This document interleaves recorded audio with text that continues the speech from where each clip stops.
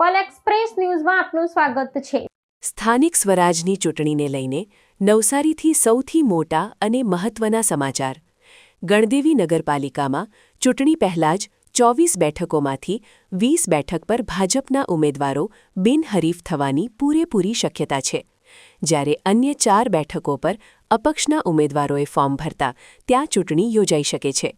Ward number 1, 4, 5 અને 6માં અપક્ષ ઉમેદવારોએ ફોર્મ ભર્યા છે। ઉમેદવારી પત્રો ભરવાના અંતિમ દિવસે કોંગ્રેસ દ્વારા પોતાના ઉમેદવારોના મેન્ડેટ સમયમર્યાદામાં ન પહોંચાડવામાં આવતા કોંગ્રેસ ઉમેદવારોના તમામના ફોર્મ આજે રદ થવાની શક્યતા છે।